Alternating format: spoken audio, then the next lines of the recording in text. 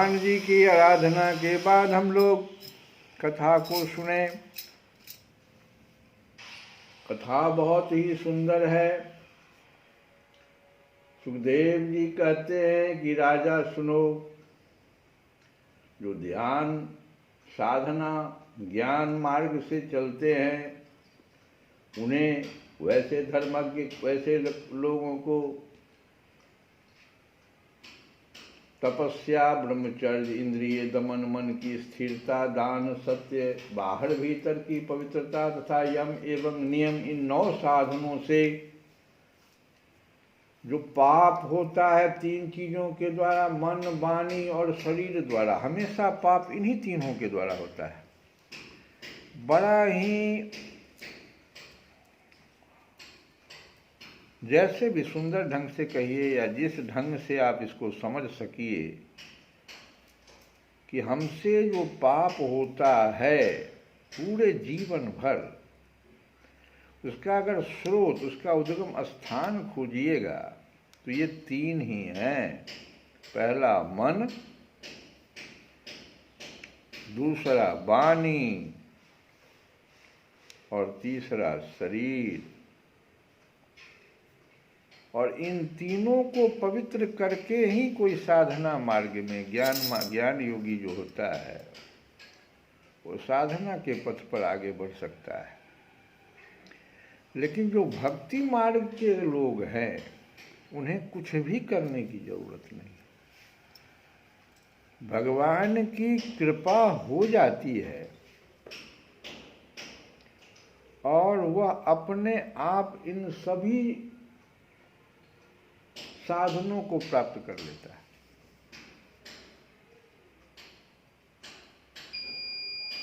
तो भगवान की शरण में रहने वाले जो भक्तजन हैं, लेकिन एक बात है, जो बिरले ही होते हैं,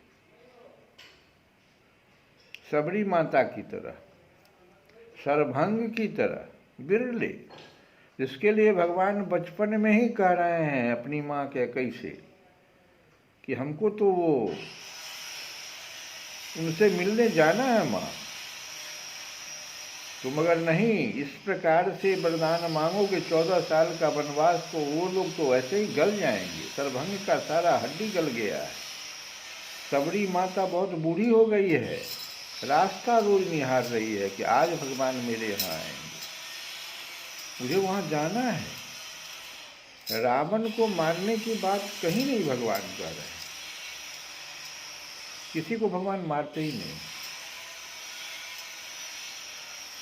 पहली बात तो ये समझ लेना चाहिए, किसी को नहीं मारते, कृपा जरूर कर देते हैं।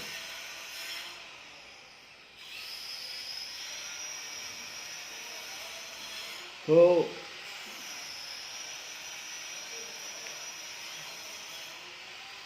जो बिरले लोग हैं, ऐसे लोग जो भगवान की शरण में रहने वाले भक्तजन हैं, उसके सारे पापों को भगवान केवल भक्ति के द्वारा भस्म कर देते हैं। कैसे? जैसे सूर्य के उगते ही कोहरा जो है नष्ट हो जाता है। परीक्षित, पापी पुरुष की जैसी शुद्धि भगवान को आत्मसमर्पण करने से और उनके भक्तों का सेवन करने से होती है, वैसी तपस्या आदि के द्वारा नहीं होती। इस सूत्र को समझिए। हम लोग साधना के क्षेत्र में बढ़ने लगते हैं तेजी से, भक्ति के क्षेत्र में बढ़िए। साधना के क्षेत्र में कुछ चीज को जरूर कीजिए। गृहस्थ आश्रम में है, जिसकी चर्चा भगवान गीता में, कर्म मार्ग में तो रहना ही है, लेकिन भगवान गीता में जो कुछ अर्जुन से कह रहे हैं, बार बार कर्म की व्याख्या कई बार हम कई कथाओं में करते ही आ रहे हैं। निष्काम भाव से कर्तव्य समझकर कर्म को करते रहना है, फल की आसक्ति नहीं करनी है, कामना नहीं करनी है, कर्म तो करना है। लेकिन भक्ति को थोड़ा आगे रखिए।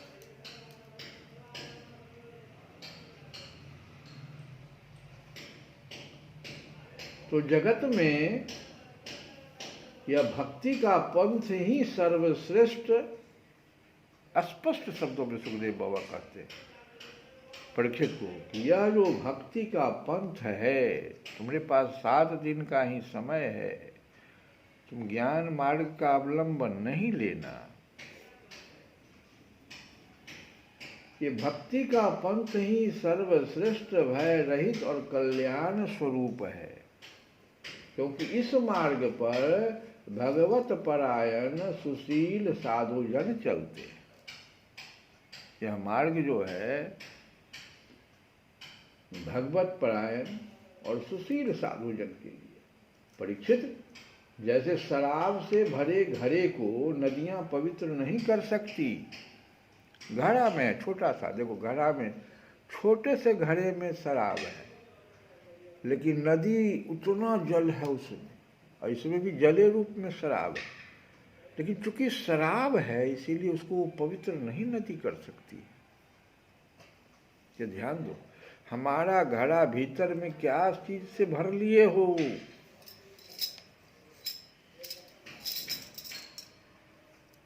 शराब से भरे घड़े को नदियां पवित्र नहीं कर सकती, वैसे ही बड़े बड़े प्रायश्चित बार बार किए जाने पर भी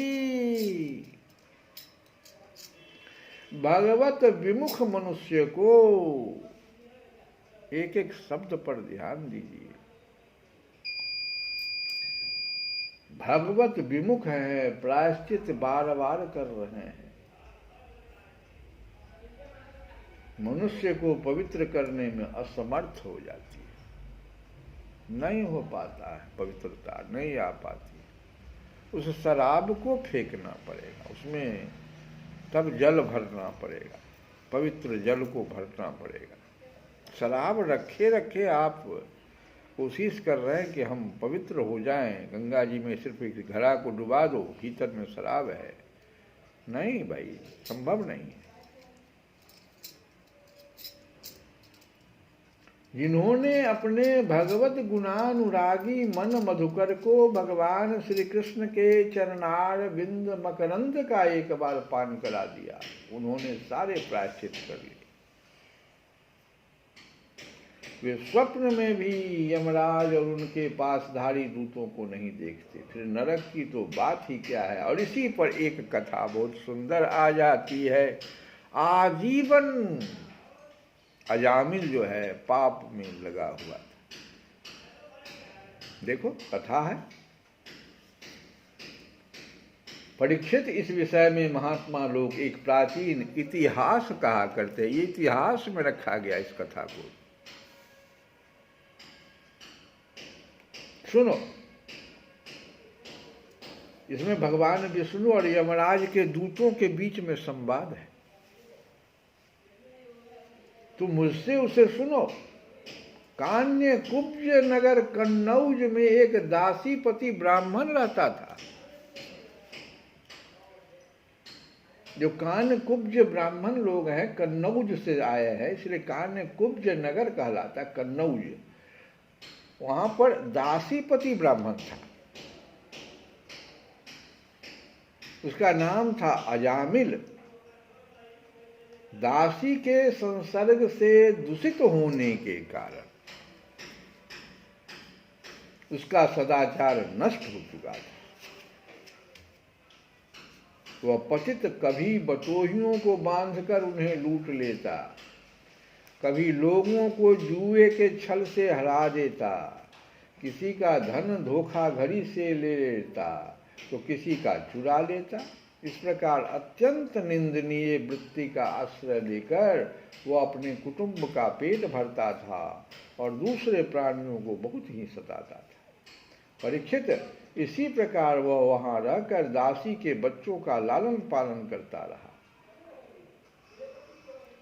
इस प्रकार उसकी आयु का बहुत बड़ा भाग 88 वर्ष बीत गया। 88 वर्ष तक वह लूटपाट ही करता रहा। सोचो, निंदनीय कार्य करता था, निंदनीय वृत्ति थी उसकी, अत्यंत निंदनीय वृत्ति का आश्रय लिए हुए था और अपने कुटुंब का पेट भरता था। बूढ़े अजामिल के 10 पुत्र थे, उनमें सबसे छोटे का नाम उसने नारायण रख दिया। माँ बाप उससे बहुत प्यार करते थे। वृद्ध अजामिल ने अत्यंत मोह के कारण अपना संपूर्ण हृदय अपने बच्चे नारायण को सौंप दिया था। वो अपने बच्चे को तोतली बोली सुन सुनकर तथा बाल सुलभ खेल देख देख कर फूला नहीं समाता था। अजामिल बालक के स्नेह बंधन में बंध गया था। जब वह खाता तब उसे भी खिलाता, जब पानी पीता तो उसे भी पिलाता। इस प्रकार वह अतिशय मूढ़ हो गया। उसे इस बात का पता ही न चला कि मृत्यु मेरे सिर पर आ पहुंची है। उस बच्चे के लाड़ प्यार में पूर्णतया खो गया, बूढ़ा हो गया, मृत्यु आ गई। वह मूर्ख इसी प्रकार अपना जीवन बिता रहा था कि मृत्यु का समय आ पहुंचा। अब वह अपने पुत्र बालक नारायण के संबंध में ही सोचने विचारने लगा। जैसे अभी परीक्षित को मृत्यु आ गया था तो भगवान के बारे में ही वो सोचने विचारने लग गया था। ऐसे ही अजामिल जो है रात दिन उस बालक नारायण के संबंध में सोचता था, विचारता था। इतने में ही अजामिल ने देखा कि उसे ले जाने के लिए अत्यंत भयावह 3 यमदूत आए। उनके हाथों में फांसी है। अब यमदूत कैसा होता है मृत्यु के समय में, शास्त्र देखो उसका वर्णन जो कर रहा है। वो जो आता है तो उसके हाथों में फांसी रहती है, मुंह टेढ़े टेढ़े रहते हैं, शरीर के रोए खड़े। उस समय बालक नारायण वहां से कुछ दूरी पर खेल रहा था। यमदूतों को देखकर अजामिल अत्यंत व्याकुल हो गया और उसने बहुत ऊंचे स्वर से पुकारा, नारायण नारायण। भगवान के पार्षदों ने देखा कि यह मरते समय हमारे स्वामी भगवान नारायण का नाम ले रहा है, उनके नाम का कीर्तन कर रहा है। अतः वे बड़े वेग से झटपट वहां आ पहुंचे और उस समय यमराज के दूत दासीपति अजामिल के शरीर में से उसके सूक्ष्म शरीर को खींच रहे थे। बड़ा कष्ट होता है जब सूक्ष्म शरीर को, कहे ना 3 प्रकार का शरीर होता है। एक स्थूल शरीर है जिसको हम देख रहे हैं, इसके भीतर सूक्ष्म शरीर है और एक कारण शरीर होता है।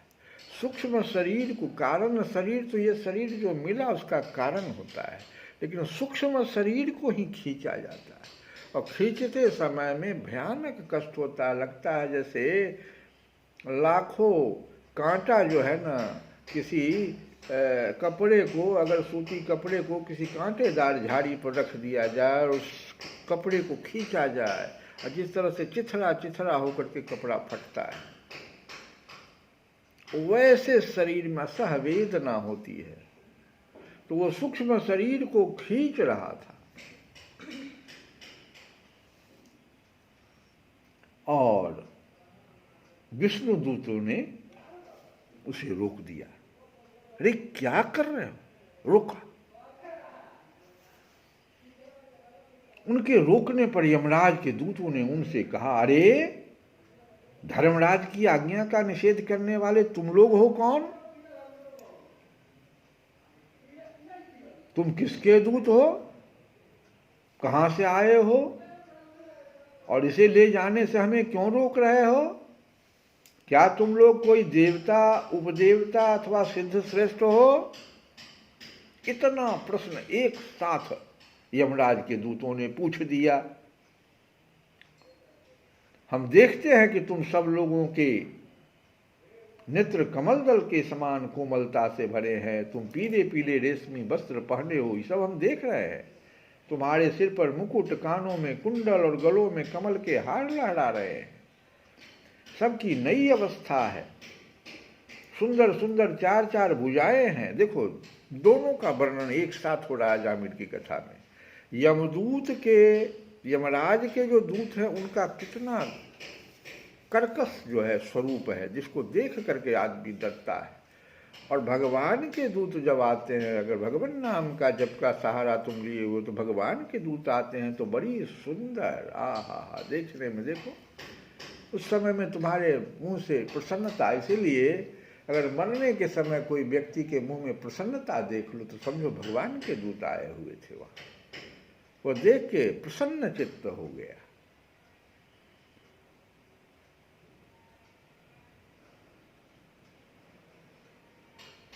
आंख खुला का खुला रह गया उसका।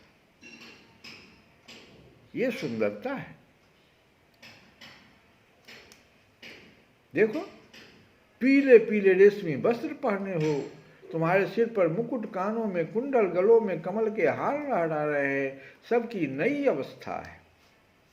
सुंदर सुंदर चार चार भुजाएं हैं। सभी के करकमलों में धनुष, तरकस, तलवार, गदा, शंख, चक्र, कमल आदि सुशोभित है। तुम लोगों की अंग कांति से दिशाओं का अंधकार और प्राकृत प्रकाश भी दूर हो रहा है। ये प्रकाश भी दूर हो जाता है। ये प्रकाश भी उनके प्रकाश के सामने में लगता अंधेरा है। ये प्राकृत प्रकाश, सूर्य का प्रकाश। हम धर्मराज के सेवक हैं, हमें तुम लोग क्यों रोक रहे हो? अपना परिचय दिया कि हम तो धर्मराज के सेवक हैं, हमें क्यों रोक रहे हो? तो सुखदेव जी कहते हैं, परीक्षित, जब यमदूतों ने इस प्रकार कहा तब भगवान नारायण के आज्ञाकारी पार्षदों ने हंसकर मेघ के समान गंभीर वाणी से उनके प्रति यों कहा। क्या कहा सो सुनो। भगवान के पार्षदों ने कहा कि यमदूतों, यदि तुम लोग सचमुच धर्मराज के आज्ञाकारी हो तो हमें धर्म का लक्षण और धर्म का तत्व सुनाओ। अब प्रश्न कर दिया उन्होंने कि वास्तव में तुम लोग धर्मराज के दूत हो तो बताओ, धर्म के क्या लक्षण हैं और धर्म का तत्व क्या है, यह तुम मुझे सुनाओ। दंड किस प्रकार दिया जाता है? दंड का पात्र कौन है? मनुष्यों में सभी पापाचारी दंडनीय हैं अथवा उनमें से कुछ ही? ये बात भी मुझे समझाओ। तो कल की कथा में चूंकि लंबा है, समय हमें जो है रोक रहा है, तो कल की कथा में हम लोग इस प्रसंग को फिर से रखेंगे। बहुत सुंदर प्रसंग है और समझने वाला है। सुनने, इतिहास को कथा के रूप में नहीं सुनना चाहिए। आज हम लोग इतना ही समझें कि मरने के समय महान पापी भी अगर भगवान नाम का सहारा ले रहा है, क्योंकि पहले ही कह दिए कि जो भक्त है जगत में, ये भक्ति का पंथ जो है सर्वश्रेष्ठ, भय रहित और कल्याण स्वरूप है।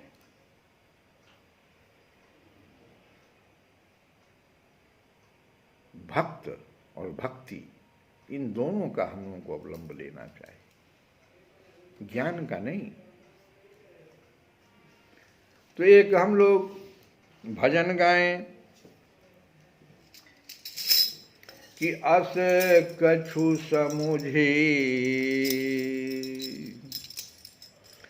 अस कछु समुझे परत रघुराया।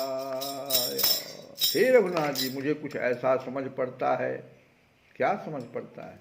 कि तुलसी बाबा गा रहे हैं कि अस कछु समुझे परत रघुराया, अस कछु समुझे परत रघुराया, कि बिनु तब कृपा दयालु। देखो कृपा शब्द आ गया। बिना भगवान की कृपा के, देखो अभी अजामिल पर कृपा भगवान की कैसे हो रही है। वो नारायण नारायण कर रहा है। उतना बड़ा पापी 88 वर्ष तक सिर्फ पाप ही करता रह गया, लेकिन उसका दोष इतना ही था कि वो दासी के घर में आ गया था जहाँ सिर्फ लूटपाट हो रहा था। उसको आदेश ही ऐसा दे दिया गया था कि तुम मार पीट कूट काट बेईमानी करके धन कमा के लाओ और हम सबों को खिलाओ पिलाओ।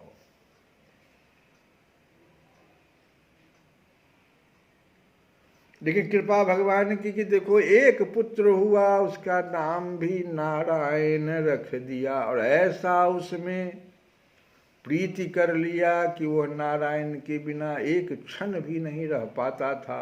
खाने खिलाने पिलाने में भी नारायण नारायण। मरने का समय आ गया, नारायण शब्द से उसने पुकारना शुरू कर दिया, कीर्तन करना शुरू कर दिया। तो बिनु तब कृपा दयालु दास हित मोहन छूटे माया, मोहन छूटे माया। अस कछु समुझि परत रघुराया,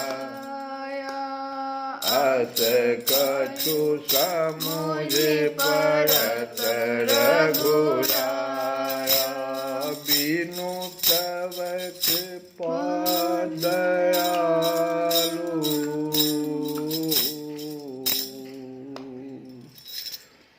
तो मुझे कुछ ऐसा समझ पड़ता है कि हे दयालु, हे सेवक हितकारी, तुम्हारी कृपा के बिना न तो मोह ही दूर हो सकता है और न माया ही छूटती है। बिनु तब कृपा दयालु दास हितै मोहन छूटे माया। कछु समुझि परत रघुराया।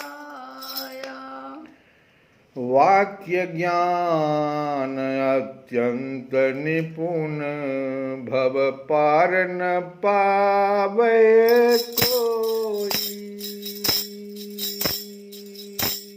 अरे आज की जो पढ़ाई है ये क्या करेगा? वाक्य ज्ञान अत्यंत निपुण, ना इससे संसार पार कर जाओगे नहीं रे, पेट भरने का उपाय। वाक्य ज्ञान अत्यंत निपुण भव पार न पावे कोई। निशिगृह मध्य दीप की बात ने तमन व्रेत न होए,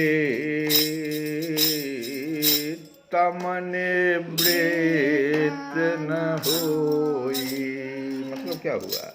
जैसे रात के समय घर में केवल दीपक की बातें करने से अंधेरा दूर नहीं होता। खाली कहो जो अंधेरा हो गया रात में, कहो जो दीपक दीपक दीपक, अंधेरा दूर हो जाएगा? नहीं, दीपक जलाना पड़ेगा। तो जैसे रात के समय घर में केवल दीपक की बातें करने से अंधेरा दूर नहीं होता, वैसे ही कोई वाचक ज्ञान में कितना ही निपुण क्यों न हो जाए, संसार सागर को पार नहीं कर सकता। वाक्य ज्ञान अत्यंत निपुण भव पार न पावे कोई। निशिगृह मध्य दीप की बात ने, निशी रात है, अगृह मध्य घर के बीच में जाकर के दीप की बात, खाली दीपक दीपक चिल्लाइए तो तमन व्रेत न होई, तमन अंधकार उससे दूर नहीं होगा। तो करना क्या होगा? जैसे कोई एक दिन दुखित अति असनहीन दुख पावई, जैसे कोई एक दिन दुखित अति, जैसे कोई एक दिन दुखित अति, दुखित अति असनहीन दुख पावई। चित्र कल्प तरु काम धेनु गृह लिखे न विपत्ति न सावई, लिखे न विपत्ति न सावई। दूसरा उदाहरण दिया कि जैसे कोई एक दीन दुखिया भोजन के अभाव में भूख के मारे दुख पा रहा हो, जैसे कोई एक दीन दुखित अति असनहीन दुख पावई, और कोई उसके घर में कल्प वृक्ष तथा कामधेनु के चित्र लिख लिख कर उसकी विपत्ति दूर करना चाहे तो कभी दूर नहीं हो सकता। वैसे ही केवल शास्त्रों की बातों से ही मोह नहीं मिटता। खट रस बहु प्रकार भोजन को, खट रस बहु प्रकार भोजन को, दिन अरूर निबखानै, बिनु बोले संतोष जनित सुख, बिनु बोले संतोष जनित सुख, खाई सो सोई पै जानै, खाई सोई पै जानै। अस कछु समुझि परत रघुराया, अस कछु समुझि परत रघुराया, बिनु तब कृपा दयालु दास हित, अरे मोहन छूटै माया, अस कछु समुझि परत रघुराया। कहते कि जैसे कोई मनुष्य रात दिन अनेक प्रकार के खटरस भोजनों पर व्याख्यान देता रहे, व्याख्यान दे रहा है भोजन पर, खटरस 6 रस की चर्चा कर रहा है, तथापि भोजन करने पर ही भूख की निवृत्ति होती है, संतुष्टि होती है। व्याख्यान देने से तो होती नहीं, भोजन करने से निवृत्ति होती है, संतुष्टि होती है। और उसके सुख को तो वही जानता है जिसने बिना ही कुछ बोले वास्तव में भोजन कर लिया है। इसी प्रकार कोरी व्याख्यानबाजी से कुछ नहीं होता, करने पर कार्य सिद्धि होती है।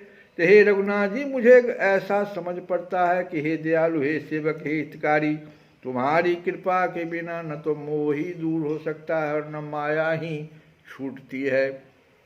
अंत में तुलसी बाबा कहते हैं कि जब लगी नहीं निज हृदय प्रकाश, जब लगी नहीं निज हृदय प्रकाश, अरु विषय आस मन माही, तुलसीदास तब लगी जग जोनि, भ्रमत सपनहु सुख नाहि, जोनि भ्रमत सपनहु सुख नाहि, अस कछु समुझि परत रघुराया। कहते तुलसी बाबा कि देखिए, जब तक अपने हृदय में, दूसरे के हृदय में नहीं, जब लगी नहीं निज हृदय प्रकाश, जब तक आपके अपने हृदय में, जब तक अपने हृदय में तत्व ज्ञान का प्रकाश नहीं हुआ। तत्व ज्ञान क्या है कि मैं कौन हूँ, ये शरीर धारण करने वाला मैं हूँ कौन, ये आत्मा कौन भाइयों, कभी जिसका नाश नहीं होता, ये क्या चाह रहा है, ये तत्व ज्ञान,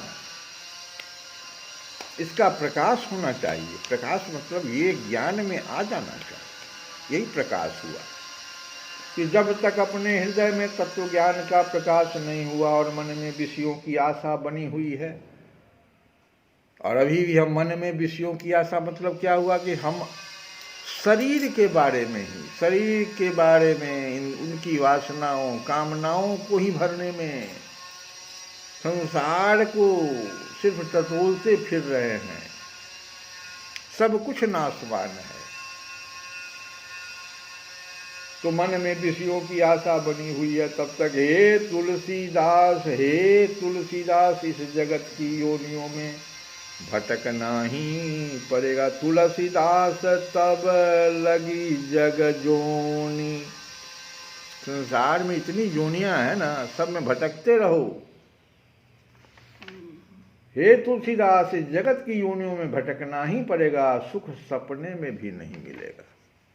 जो ऊपर वाले लोगों को जैसे नहीं मिल रहा है, बहुत बड़े बड़े ज्ञानी हैं, प्रवचन खाली कर रहे हैं, घर में अंधेरा है, दीपक दीपक चिल्ला रहे हैं, भोजन पर खटरस पर 6 रस का व्याख्यान दे रहे हैं, भोजन कर ही नहीं रहे हैं, कहां से दुख दूर होगा। ऐसे ही अत कछु समुझे परत रघुराया, अत कछु समुझे परत रघुराया, बिनु तब कृपा दयालु, श्री राम जय राम जय जय राम, श्री राम जय राम जय जय राम, श्री राम जय राम जय जय राम, श्री राम जय राम जय जय राम, श्री राम जय राम जय जय राम, श्री राम जय राम जय जय राम। श्री कृष्ण गोविंद हरे मुरारे, हे नाथ नारायण वासुदेव।